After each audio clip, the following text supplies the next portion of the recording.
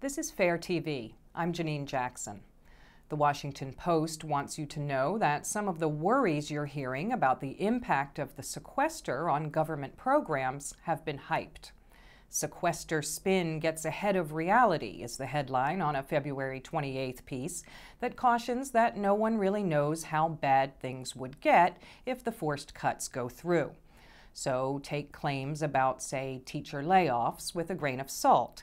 And remember, state and local governments could shift money around to blunt the impact on, say, Meals on Wheels, the program that brings food to the homebound elderly.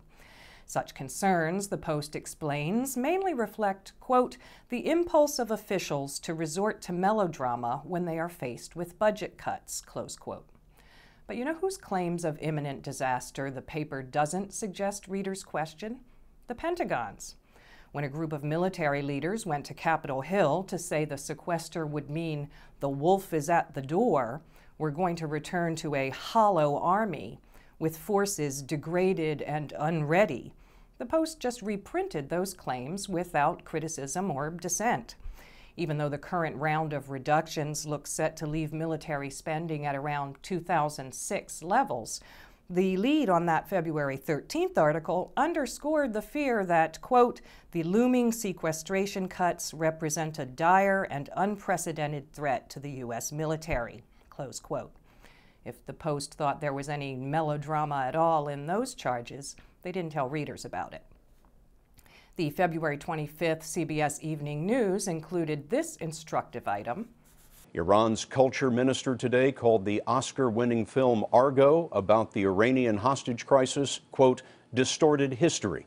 He said this on the same day that Iran's Fars news agency gave a lesson in how to distort history. Have a look. This is Michelle Obama presenting Argo with the Best Picture Oscar last night, and this is how she looked today in the Iranian press after some Photoshop alterations to cover her chest and shoulders in the conservative Islamic country.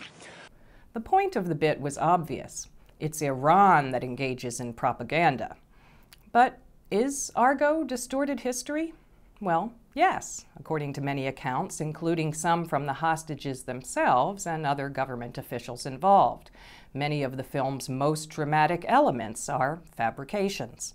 But rather than explore that, CBS is telling its viewers that that's the complaint of those Iranian photoshoppers, and who could possibly believe them? Finally, on ABC's This Week, conservative mainstay George Will argued that the way to stop gun violence in Chicago was to adopt controversial stop and frisk policing policies.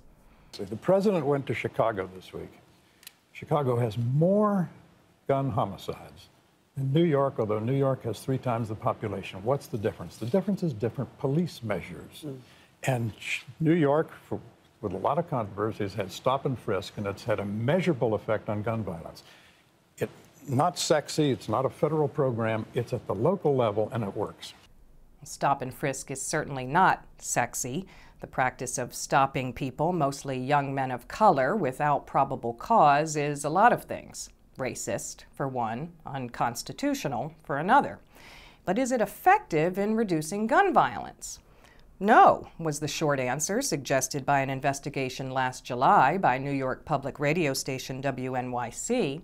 Their report found that out of 700,000 stops in 2011, only 770 guns were recovered, a little more than 1 gun in every 1,000 stops. It also found that most of those guns were found outside the neighborhoods, the so-called hot spots, where police were looking the hardest. The idea that Chicago should stop and frisk hundreds and thousands of young men of color who aren't suspected of any criminal activity is popular among conservatives, from the New York Post's editorial page to Fox News's Geraldo Rivera. But with no real basis in facts, one has to wonder just what it is they find so appealing. I'm Janine Jackson. This is Fair TV.